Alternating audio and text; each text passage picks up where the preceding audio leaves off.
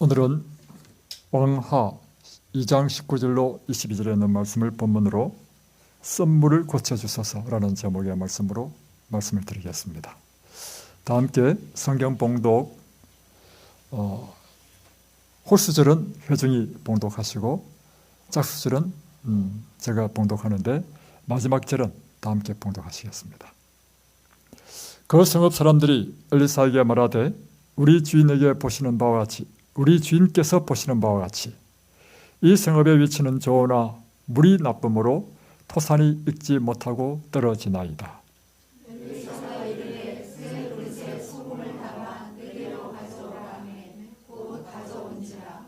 엘리사가 물 건너로 나아가서 소금을 그 가운데 던지며 이르되 여호와의 말씀이 내가 이 물을 고쳤으니 이로부터 다시는 죽음이나 열매 맺지 못함이 없을지니라 하셨느니라 하니 그 물이 엘리사가 한 말과 같이 젖어서 오늘에 이르렀더라. 이 시간에는 특별히 이든밸리 중창단의 특창이 있겠습니다.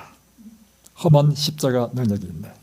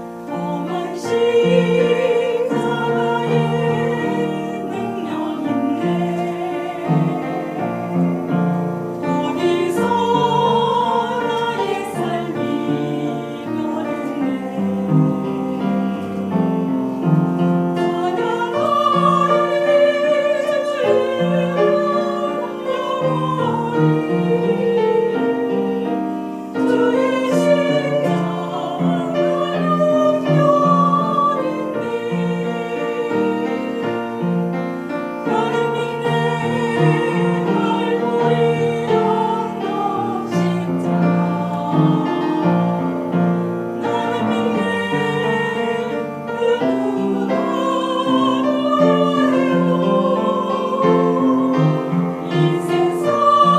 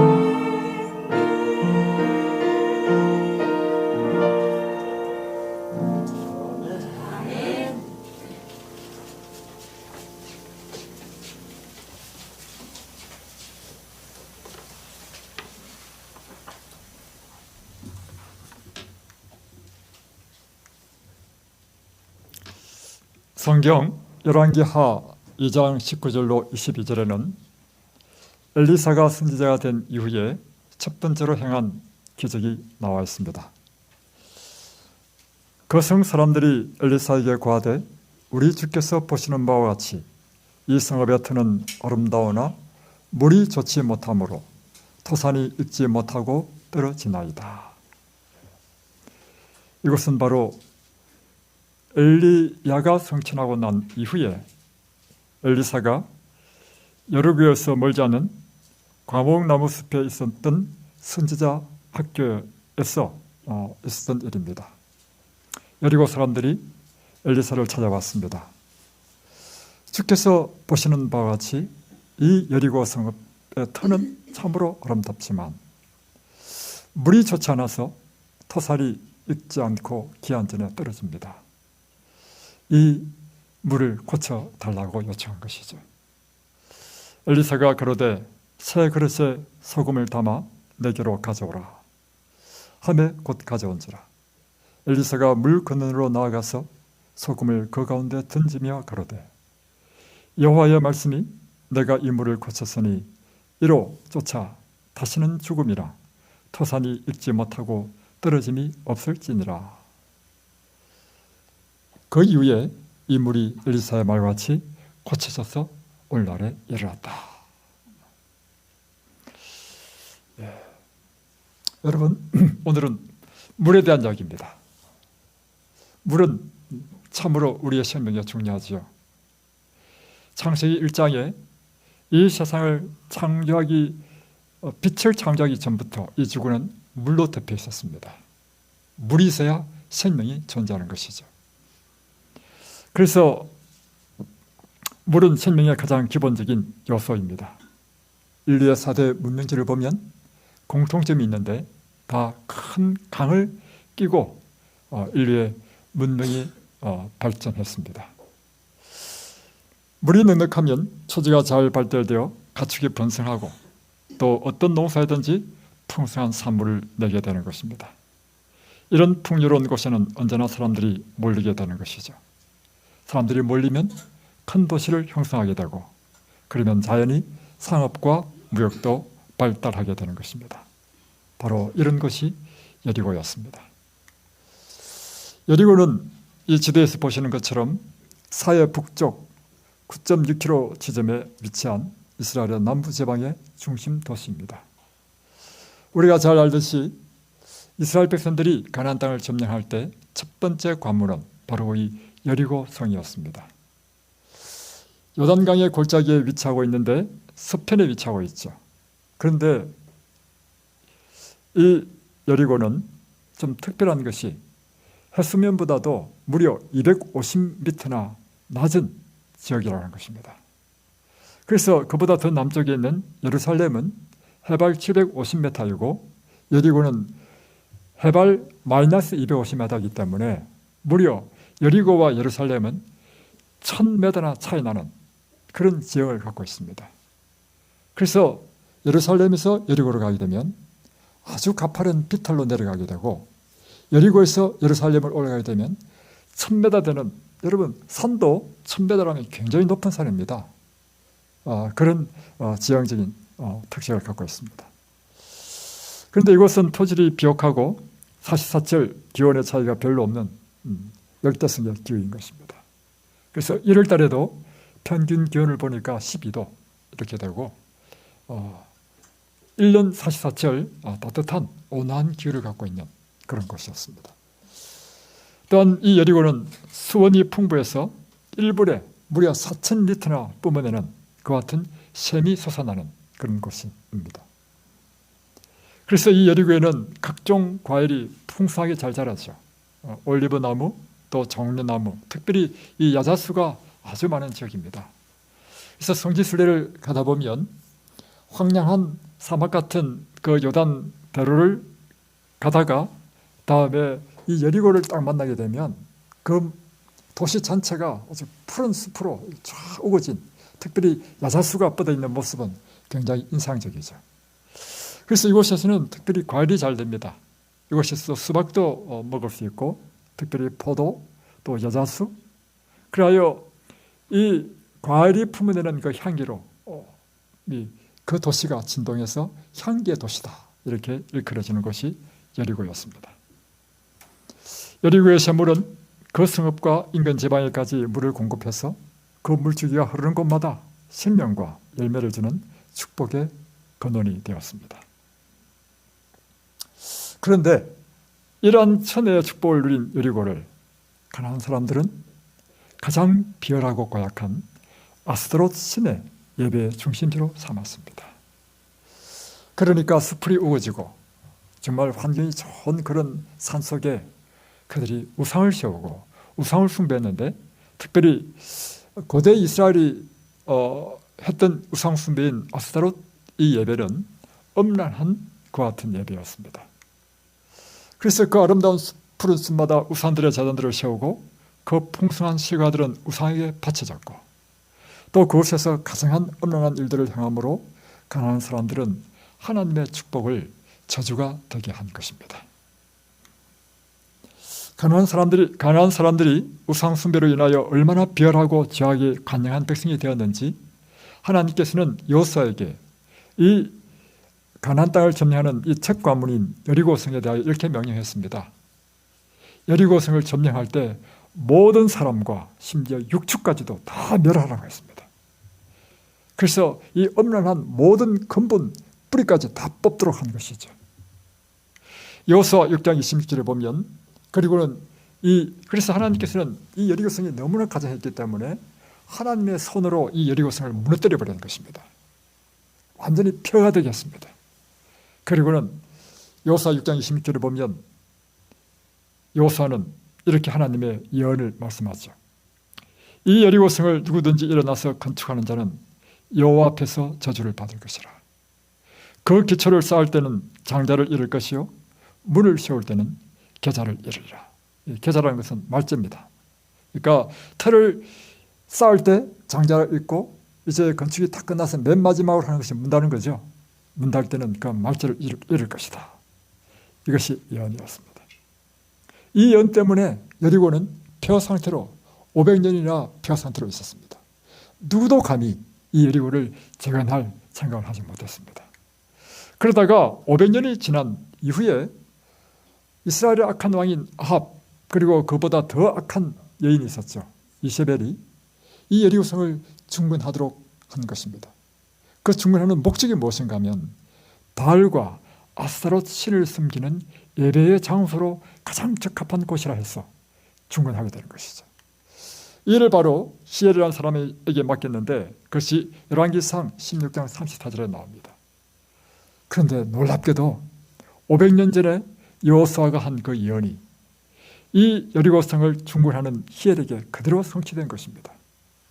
그 시대 베델 사람 히엘이 여리고를 건축하였는데 제가 그 틀을 쌓을 때 맏아들 아비람을 잃었고 그 문을 세울 때 말째 아들 스굽을 잃었으니 여호와께서 눈의 아들 여호수아로 하신 말씀같이 되었더라.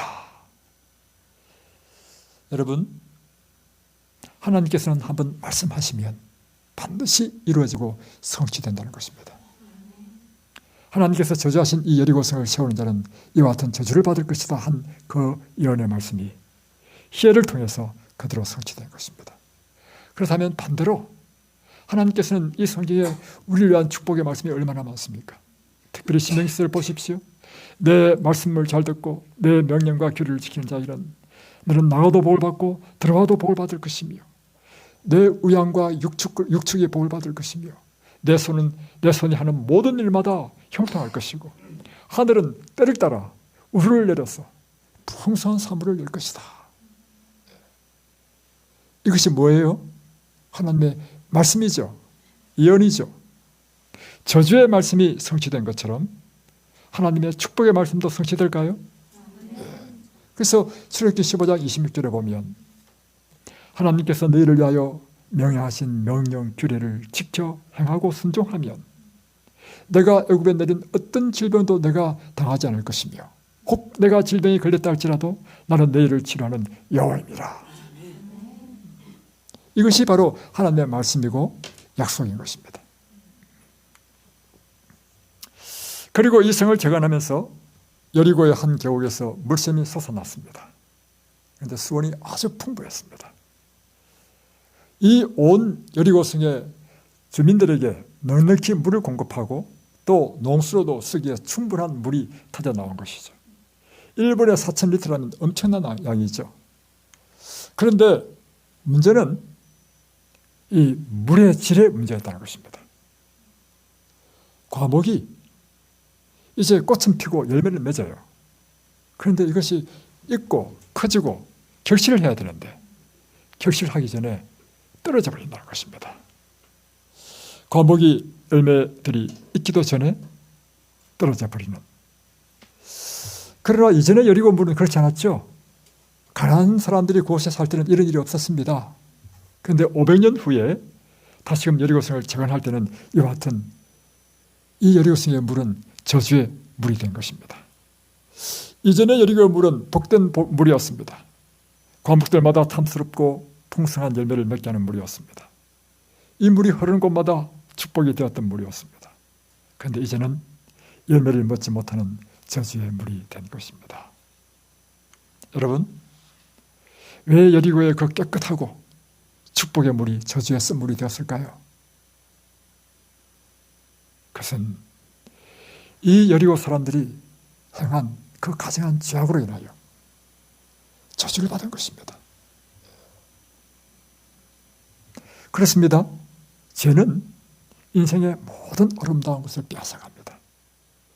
하나님의 선물들을 다 빼앗아갑니다. 과거에 가난한 사람들이 여리고에서 행한 우상숭배와 온갖 죄악들이 하나님께서 주신 축복들을 저주가 되게 한 것입니다. 태초에 하나님은 인간을 가장 복되게 창조하셨고 가장 아름다운 나그네에 두셨습니다. 그러나 인간이 죄를 짓자마자 인간이 누리던 아름다운 모든 것은 다 빼앗겨버렸습니다. 나그네를 빼앗겨버렸죠. 생명나무의 열매를 먹는 특권을 빼앗겨버렸죠. 의의 옷을 빼앗겨버렸습니다. 하나님의 품성을 닮았던 아름다운 품성이 깨어져 버렸습니다. 그래서 이기적이고 탐욕적인 이기심으로 우리의 심령이 죄로 타락해버렸습니다. 그래서 이 죄는 하나님께서 주시는 아름다운 것들을 다 빼앗아가고 파괴시킨다는 것입니다. 땅은 가시와 엉겅퀴를 내고 인생은 종신토록 수고해야 살 수 있게 되는 험악한 삶의 환경으로 바뀌게 된 것입니다. 이것이 바로 죄의 법칙인 것입니다. 죄의 속성은 모든 것을 황폐화시키는 것입니다. 여리고의 샘물이 가나안인의 죄악으로 인해서 쓴물이 된 것처럼 사람의 영혼의 샘에 죄의 독이 떨어지게 되면 그의 영혼의 샘물은 쓰게 되고 인생은 저주를 받게 되는 것입니다. 쓰디쓴 죄의 독은 사람의 윤자를 변질시키고 모든 인체 조직을 교란시켜버리는 것입니다. 죄의 독은 사람의 정신을 망가뜨리고 사람의 마음을 타락시키고 생각조차 부패시키는 것입니다. 그 결과 인생에게 질병과 온갖 불행을 가져다 주는 것이죠. 오늘 사람들이 고통하는 모든 질병은 죄의 결과인 것입니다. 정신병, 우울증, 자존감 상실, 깨어진 인간관계, 심령을 괴롭히는 죄책감들, 이런 것들은 죄의 독으로 말미암아 인생의 샘이 쓴물이 되어서 우리의 삶을 고통스럽게 하는 저주이며 있기 전에 떨어져 버리는 토산들인 것입니다. 그렇다면 여러분의 영혼의 샘은 단물입니까? 쓴물입니까? 예레미야는 이와 같은 이 죄가 가져다주는 이 파괴를 터진 웅덩이라고 이렇게 표현했습니다. 예레미야 2장 13절에 보면 내 백성이 두 가지 악을 행하는 날이 곧 생수에 거는되는 나를 버린 것과 스스로 웅덩이를 판 것인데 그것은 물을 저축하지 못할 터진 웅덩이니라. 이스라엘 백성의 두 가지 죄가 뭐라고 했습니까? 네, 하나는 생수에 거는 대신은 하나님을 버린 것이라 했습니다. 다시 변하면 하나님을 멀리하고 우상숭배를 했다는 것입니다. 하나님을 의지하지 않고 그분을 믿는 삶을 살지 않으면 우리 인생의 모든 문제는 누가 책임져야 되죠?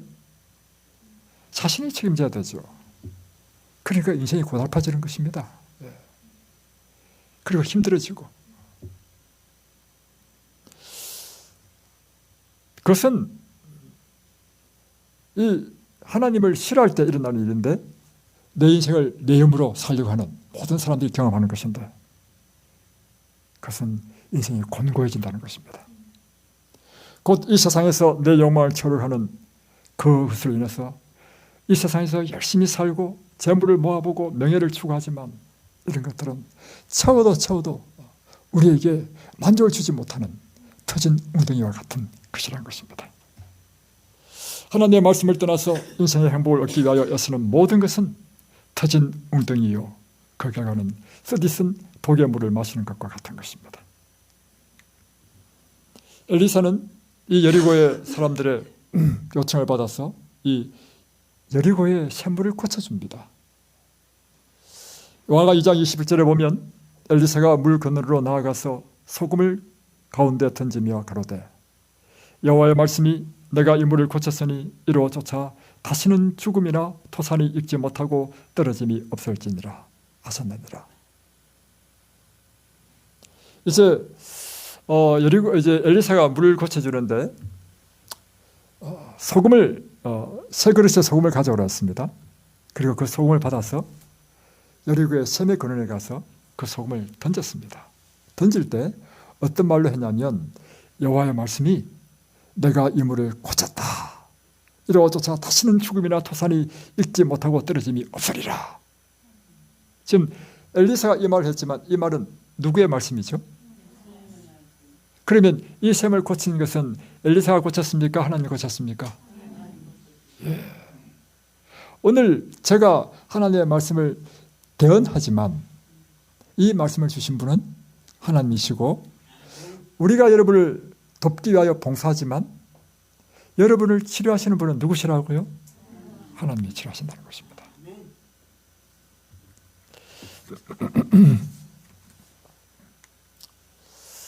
소금은 하나님께서 사용하신 하나의 상징에 불과한 것입니다. 물을 고친 것은 여호와 하나님이십니다. 그런데 제가 좀 이해가 안 되는 것이 있어요. 무엇인가 하면 왜 여리고 그 샘물을 고쳐주셨냐 하는 것이죠.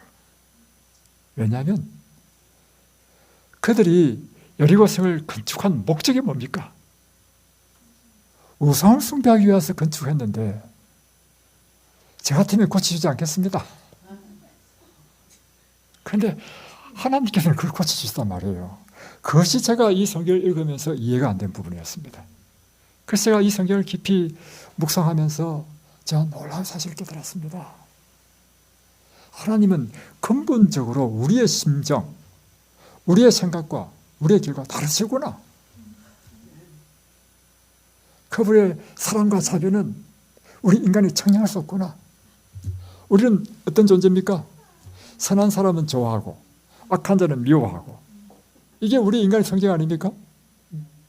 착하면 잘 되면 좋겠고 악한 사람은 못 되면 좋겠고 이게 우리 심정 아닙니까?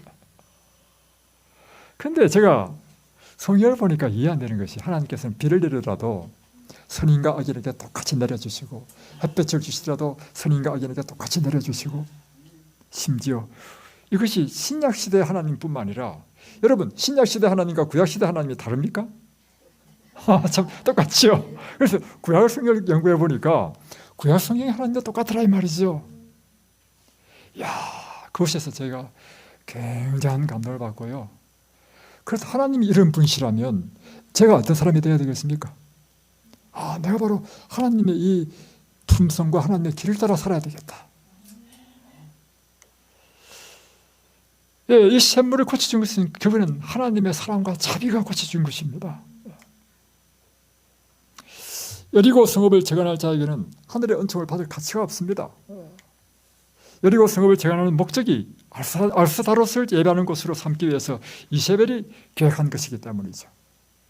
그런데 이 폐악한 세대와 성을 위해서 하나님께서 고치신 이유는 고통하는 그 성읍에 있는 주민들을 위하여 하나님께서 고치셨다는 것입니다. 그리고 나서 제가 구약 성경을 이제 자세히 한번 살펴봤어요. 살펴보니까 우리 성경에 안 맞는 그런 놀라운 이야기들이 많이 있었어요. 그래서 한번 여러분을 좀 소개하려고 합니다. 특별히 열왕기상 21장에 보면 아합이 나봇의 포도밭을 빼앗는 이야기가 나옵니다. 이 열왕기상 21장 이야기는 이 한 장 전체가 나봇의 포도밭에 대한 이야기인데, 문전옥답이라고 이 왕궁 바로 앞에 있는 밭이, 이게 바로 문전옥답이 아니겠습니까? 그래서 기왕이면 집 앞에 있는 이 밭을 갖는 게 좋지 않겠어요? 근데 그것이 나봇이라는 사람의 밭이었습니다. 그래서 나봇을 찾아갔죠. 왕이, 내가 그대 밭을 내가 사고 싶다. 당신이 원하면 다른 밭을 주든지 또 돈으로 달라면 돈으로 충분히 주겠다.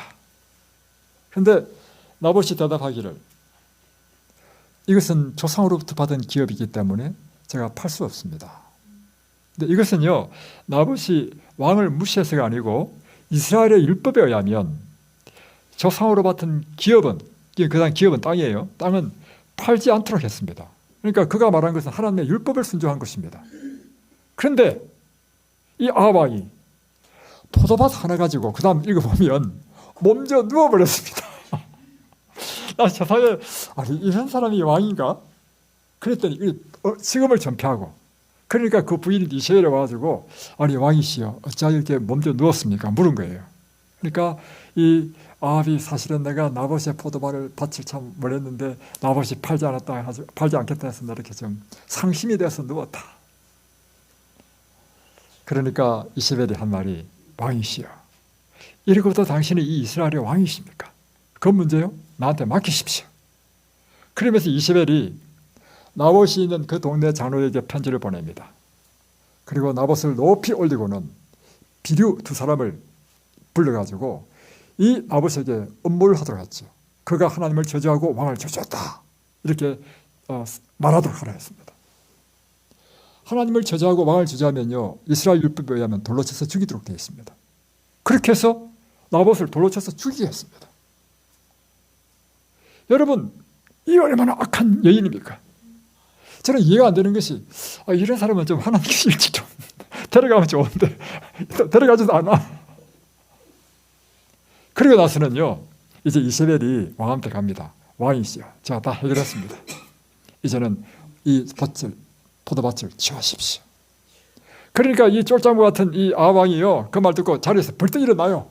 일어나고는 막 기분 좋아가지고 그 포도밭 보러 가는 거예요. 이야, 세상에 어떻게 이런 일이 있는지. 그래서 그 다음에 보니까 하나님께서 엘리야입니다. 엘리야 선지자의 기회를 주죠. 너는 저에게 말하 이르기를, 여호와의 말씀이 내가 죽이고 또 빼앗았느냐 하셨다고. 또 저에게 이르기를, 여호와의 말씀이 개들이 나봇의 피를 핥은 곳에서 개들이 내 피 곧 내 몸의 피도 핥으리라 하셨다라. 다시 표현하면 엘리야에게 너는 아합 왕을 만났어, 바로 하나님의 저주의 이 기별을 전하라는 것입니다. 다시 표현하면 이 기별을 읽어보면 아합 왕은 죽는데 개들이 그 피를 받는 비참한 죽음을 죽을 것이라는 예언이죠. 그래서 이제 이 예언을 전하러 갑니다. 가서 포도밭에서 드디어 만났습니다. 만나니까 아합이 한 첫마디 겁니다. 나를 괴롭게 하는 자여 또 너냐? 이 말이 뭐냐면, 아합 왕은 엘리야만 만나면 그냥 오금을 못 써. 엘리야는 하나님의 종인데 늘 자기에게 저주의 말을 해. 그러니까 엘리야를 딱 보는 순간 또 너냐? 이번에 또 무슨 일이냐? 이 말이죠. 그럴 때 엘리야 선지자가 하나님의 저주의 예언을 합니다. 그런데 이 악한 아합이요, 그 말 듣자마자 놀라운 일을 합니다. 보십시오. 아합이 이 모든 말씀을 들을 때 그 옷을 찢고 굵은 배로 몸을 동이고 금식하고 굵은 배에 누우며 또 풀이 죽어 다니더라. 지금 아합이 지금 뭐 하는 모습이죠? 회개하는 모습이에요. 근데 여러분 같으면 이 아합에게 어떤 말을 해주고 싶습니까? 근데 여러분 생각에 이 아합이 진짜 회개한 것 같습니까? 아니면 무섭죠. 왜냐하면 이 엘리야는 말하면 분명히 이루어지는 하나님의 종이니까 자기가 성취될 것으로 생각해서 이렇게 한 목적이 뭐예요? 뻔히 보이잖아요. 어떻게 해서라도 이 저주를 돌리기 위해서 지금 회개하는 척하는 거 아니겠어요? 그러면 여러분 같으면 이 아합에게 무슨 말을 해주고 싶습니까? 저 같으면 이렇게 말해주고 싶습니다. 야, 이 가정한 아합아, 네가 그런다고 해서 하나님의 심판을 피할 줄로 아느냐? 제 성경 같으면 이런 말을 딱 해주고 싶어요. 뻔히 눈에 보이지 않습니까, 여러분? 삼척 동자도 알지 않습니까? 아합이 지금까지 살아온 그 생애를 보면 다 답이 나오지 않습니까? 그런데 하나님의 응답이 너무 놀랍다는 거죠.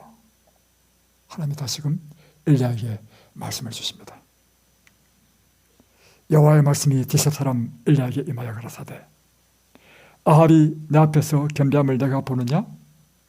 제가 내 앞에서 겸비함을 인하여 내가 재앙을 저희 세대에 내리지 아니하고 그 아들의 세대야 그 집에 재앙을 내리리라 하셨더라.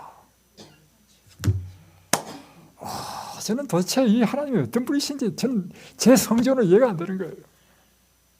하나님의 은혜는 우리가 청량할 수 없는 것입니다. 하나님의 그 사랑이 도대체 얼마나 큰지.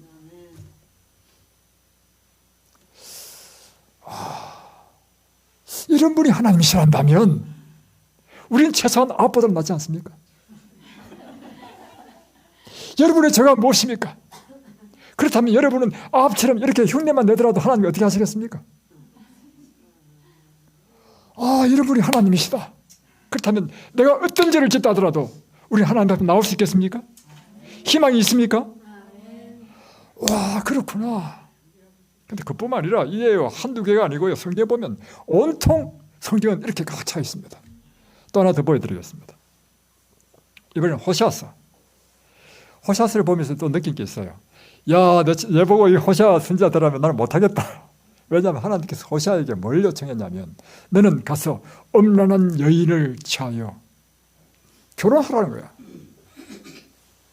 다시 변하면 이 여인은요, 창녀였습니다. 선지자는 어떤 사람이죠? 하나님 앞에 순결한 사람이 아닙니까? 이게 감당이 되겠습니까, 여러분? 그래서 보십시오. 여호와께서 처음 호세아에게 말씀하실 때 여호와께서 호세아에게 이르시되 너는 가서 음란한 여자를 맞이하여 음란한 자식들을 낳아라. 이 나라가 여호와를 떠나 크게 음란함이니라 하시니. 왜 이런 명령을 하셨느냐? 이스라엘 나라가 온통 우상숭배를 해가지고 이 우상숭배는 영적인 간음으로 봅니다. 그래서 이스라엘 백성들이 지금 어떤 백성이 됐다는 겁니까? 영적으로 음란한 백성이 된 것입니다. 영적으로 음란한 백성에 향하여 주시는 교훈을 주시기 위하여 하나님께서 호세아에게 육적으로 음란한 여인과 결혼을 하라 이거죠. 그리고 음란한 자녀를 낳으라는 것입니다. 그러니까 이 호세아는 하나님의 기별을 전가할 때 어떻게 전가했냐면 그의 삶을 통해서 전가하는 것입니다. 삶을 통하여 하나님의 기별을 전하는 것입니다. 그래서 그가 geb을 나이 몇 달 고멜을 맞이하였더니 고멜이 임신하여 아들을 낳았다. 그런데 제가 볼 때는 이 아들도요, 호세아의 아들인지 다른 남자, 사실 내가 성경을 보니까요, 이 확신이 없어. 그런데 또 보면요, 이렇게 해서 몇 자녀를 낳았냐면 두 아들과 한 딸을 낳았습니다.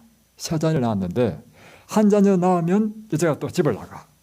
그리고 나와서 또 임신을 해서 아이를 낳았는데 이 아이가 호세아의 아이인지 남의 남자 아이인지 또 몰라. 또 둘째를 낳고 성경법이래요. 젖을 또 임신했다 이렇게 됐어요. 그래서 셋째를 낳았단 말이에요. 여러분, 우리나라의 그 옛날에 동화에 보면 나무꾼과 선녀가 있지 않습니까? 나무꾼과 선녀에 보면 나무꾼에게 하나님께서 뭐라 했냐면 선녀의 옷을 훔쳤을 때 선녀와 같이 영원히 살고 싶으면 아이를 셋 낳을 때까지 옷을 주지 말라 했습니다. 그래서 제가 애를 셋 낳았습니다.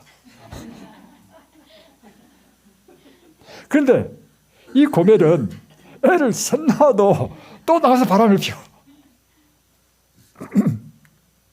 드디어 이제 정부가 놀아나다가 그 남자가 이 여인이 싫어졌어요.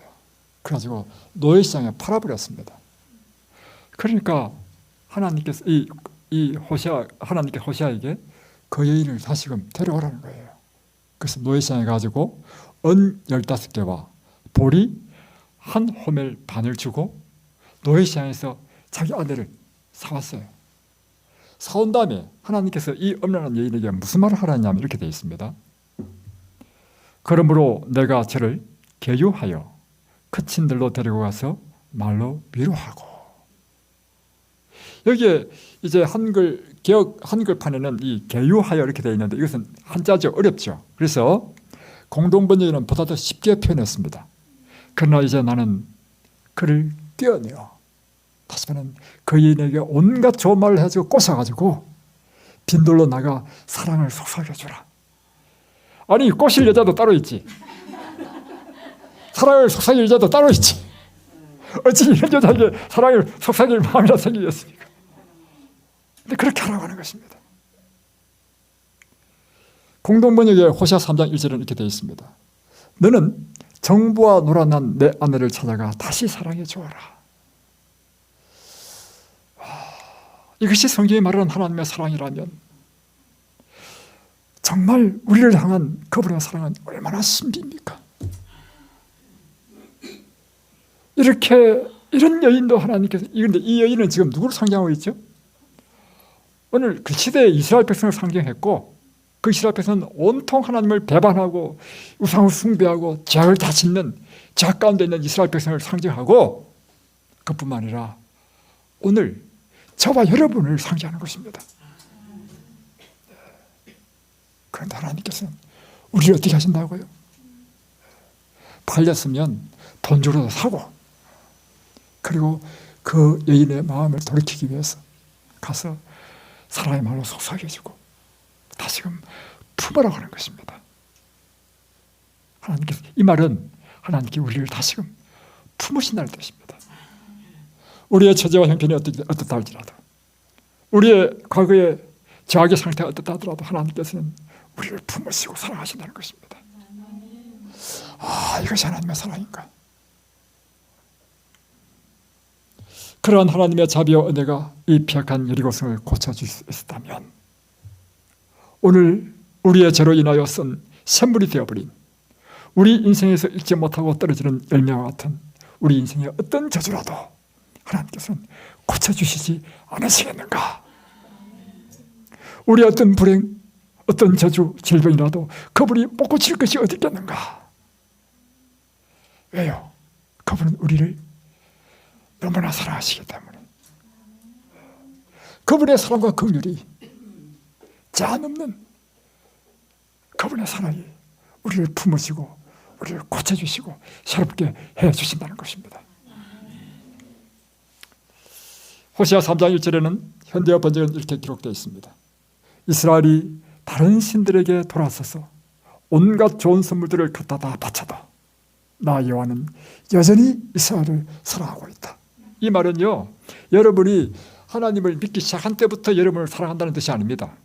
여러분이 아직 하나님도 알지 못하고 하나님을 원수처럼 여기고 하나님 믿는 사람을 핍박하고 심지어 이럴 때에서도 하나님께서는 여전히 우리를 사랑하고 계셨다는 것입니다. 호시아 11장 8절 9절에는 이렇게 놀라운 하나님의 호소가 있습니다. 에브라임아, 내가 어찌 너를 버리겠느냐? 이스라엘아, 내가 어찌 너를 원수의 손에 넘기겠느냐? 너를 버리려고 하여도, 왜냐하면 에브라임이 온통 죄를 지었거든요. 그 에브라임 그 지파 전체가 이스라엘이 온통 죄 가운데 산 백성이었단 말이에요. 내가 너를 그래서 그 죄로 인해서 버리려 하여도 나의 마음이 허락하지 않는구나. 너를 불쌍히 여기는 애정이 나의 속에서 불길처럼 강하게 치솟아 오르는구나. 아무리 화가 나도 화나는 대로 할 수 없구나. 내가 다시는 에브라임을 멸망시키지 않겠다. 나는 내 가운데 있는 거룩한 하나님이다. 이야, 정말 이분이 정말 우리 하나님이시면, 이 하나님이 아니죠? 진짜 우리 하나님이 아닙니까? 이분이 우리 하나님입니다, 여러분. 이런 하나님 우리를 어떻게 하신다고요? 사랑하신다는 것입니다. 이 하나님이 여러분을 부르셨습니다. 이 이든밸리 동산으로. 그리고 그분의 뜨거운 사랑을 매 시간마다 전하고 있는 것입니다. 돌아오라, 돌아오라. 그러다가 착한 우리 조영은 지사님처럼 이렇게 숯바가 탁 튀면 이렇게 놀라운 하나님의 사람으로 거듭나게 되죠. 에레미야 31장 3절에 나 여호와가 옛적에 이스라엘에게 나타나 이르기를 내가 무궁한 사랑으로 너를 사랑하는 거로 인자함으로 너를 인도하였다 하였노라. 무궁한 사랑으로, 영원한 사랑으로 너를 사랑한다. 그리고 그 사랑이 오늘 너희를 이곳으로 인도했다. 그래서 이 성경 전체를 단 한 성경째로 줄인다면 바로 요한복음 3장 16절입니다. 하나님이 세상을 이처럼 사랑하사. 이때 이 세상이란 무엇인가 하면 세상 사람들을 이런 뜻입니다. 어떤 사람이냐? 하나님을 모르고 죄악 가운데 살고 있는 그 세상 사람들, 죄 상태에 있는 그 상태에 있을 때, 아직 죄인 됐을 때, 아직 하나님과 원수 되었을 때, 그때 하나님께서는 이처럼 사랑했다. 어떻게 사랑했는가? 당신 아들 독생자를 주셨다. 이는 저를 믿는 자마다 멸망치 않고 영생을 얻게 하려 하심이니라. 우리의 저주를 고쳐주시기 위하여 예수님이 자신이 저주를 받아서 십자가에 죽기까지 우리를 사랑하셨습니다. 그것도 우리가 아직 죄인 되었을 때, 아직 원수 되었을 때, 그때 하나님께서는 우리를 위하여 당신의 생명을 주셨다는 것입니다. 그가 찔림은 우리의 허물 때문이고 그가 상하면 우리의 죄악을 인함이라. 우리의, 다른 말로 표현하면 우리의 허물, 우리의 죄악은 반드시 형벌을 받아야 되는데 그 형벌을 주님께서 대신 받으셨다는 것입니다.